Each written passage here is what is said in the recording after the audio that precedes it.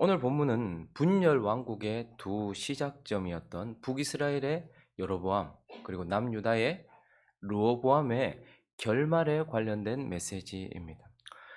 두 사람 다 결국은 우리가 걷지 말아야 될 길을 걸어갔던 인생이 되었고, 그래서 결국 우리에게 부정적인 부분에 있어서 교훈을 주는 본보기들이 되었다라는 것을 보게 되는데요. 이제 이 두 사람의 이 어두운 결말, 그의 인생들의 마지막 이 어두운 결말을 통하여서 우리가 하나님 앞에서 그리고 이 세상을 살아가는 동안 결코 잃어버려서는 안 되는 것이 무엇인지, 인생에서 결코 잃어버려서는 안 되는 것이 무엇인지를 이 두 사람의 어두운 결말을 통해서 좀 살펴보려고 합니다. 그 첫 번째는 바로 회개입니다. 회개. 어린 양의 피, 그리스도의 피로 죄 사함을 받고 하나님의 자녀가 된 저와 여러분에게 있어서 가장 중요한 것, 가장 중요하고 가장 경계해야 되는 것이 무엇이냐면 죄입니다. 범죄하는 것입니다. 왜냐하면 이 죄는 또다시 하나님과 우리의 사이를 단절시키기 때문에 그렇습니다. 우리가 하나님께 구원을 받고 천국 백성이 되었다 할지라도, 지금 천국을 누리고 있다 할지라도 우리가 범죄하는 순간 또다시 하나님과 우리의 관계는 단절될 수 있다는 거예요. 이것만큼 무서운 게 없지 않습니까? 그래서 범죄는 하나님과 우리의 관계를 단절시키기 때문에 매우 경계해야 되는 것입니다. 거기다가 실질적으로는요, 또한 하나님께서 우리에게 주시는 축복을 막아냅니다. 우리가 죄를 범할 때에 하나님께서 우리에게 쏟아부으시는 그 축복들이 우리에게서 끊어진다라는 것을 보게 돼요. 거기다가요, 우리가 범죄할 때 우리에게는 고통이 찾아오게 되어 있습니다. 그렇기 때문에 우리는 죄를 대할 때 가장 경계하여서 어떻게 하든지 죄를 짓지 않으려고 노력해야 되고 죄를 경계해야 합니다. 그러나 만약에 우리가 약하고 악하여서 죄를 범했다 하면 어떻게 될까요? 반드시 돌이켜야 됩니다. 반드시 씻어야 된다는 거예요. 은혜의 수단인 회개, 회개를 해야 한다라고 말하고, 하나님 또한 우리가 범죄하였을 때 언제나 우리를 어디로 부르실까요? 회개의 자리로 부르십니다. 그러므로 우리는 우리가 범죄하였다면 반드시 돌이키고 죄를 씻도록 회개해야 하는 것입니다. 오늘 하나님은 여로보암이 하나님을 떠나 범죄하였을 때에 그를 달리 다른 곳으로 부른 것이 아니고 회개의 자리로 불렀습니다. 우리가 지난주 살펴보았던 것처럼 13장 1절을 보시면 그가 범죄하였어요.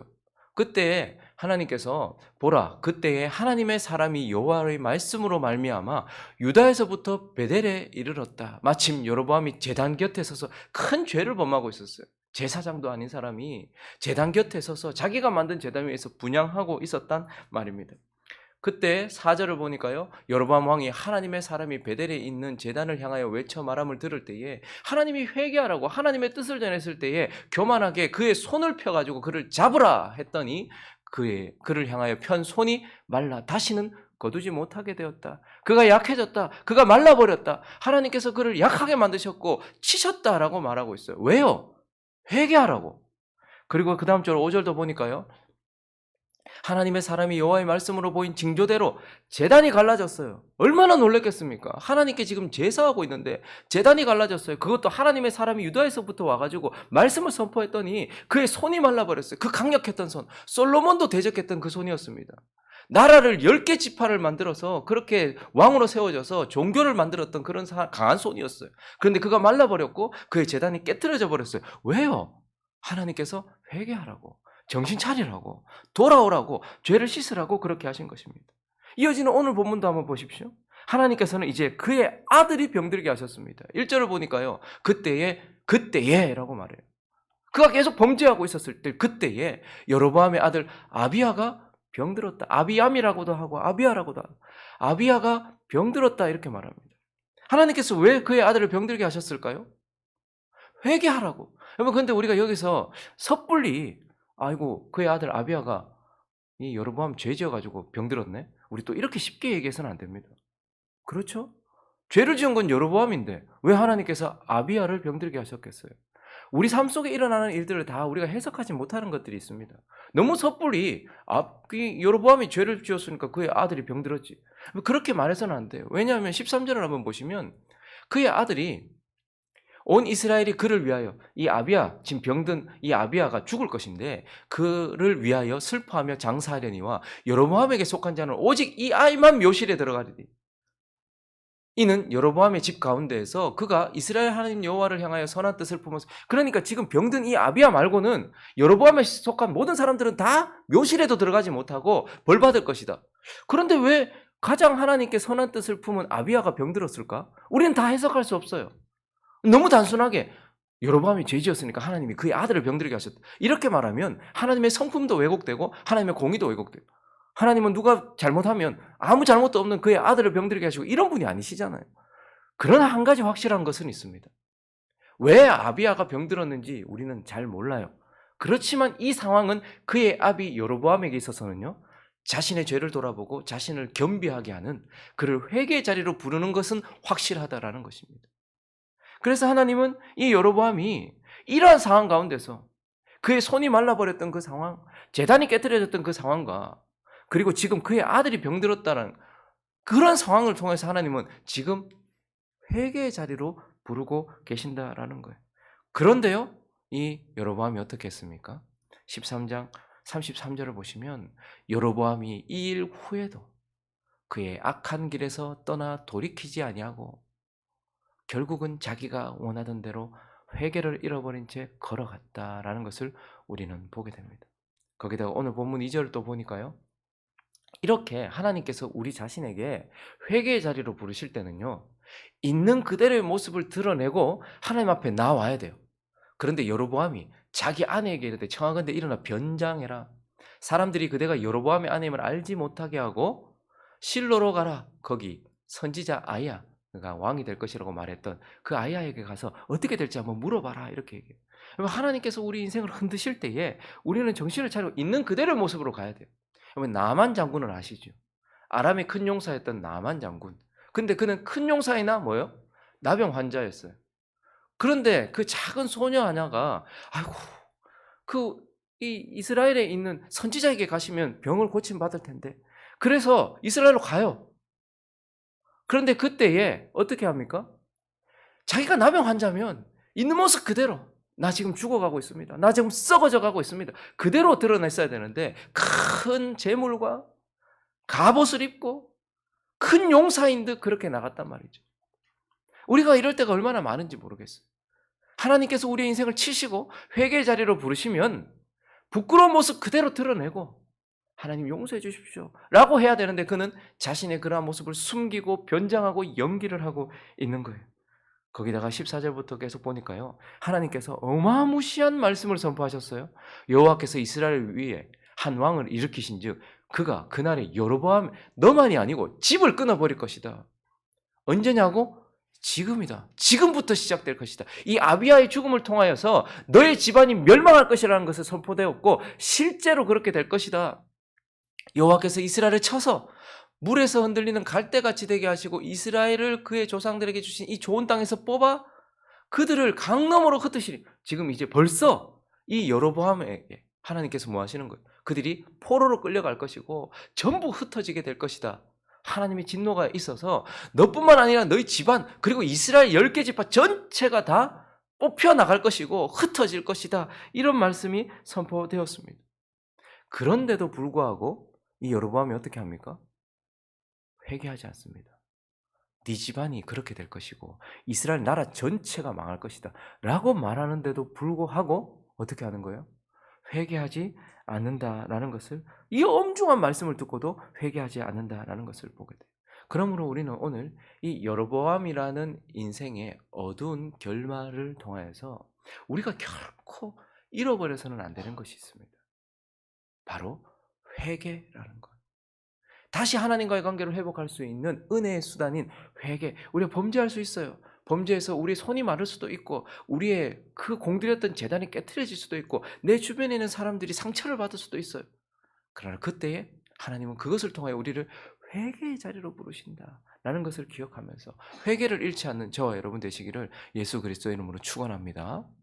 그리고 또 한 가지, 오늘 본문을 통해서 하나님께서 우리가 인생을 살아가면서 하나님 앞에서 결코 잃어버리지 말아야 될 것 또 한 가지가 있는데, 그것은 바로 하나님께서 우리에게 주신 그 정체성입니다.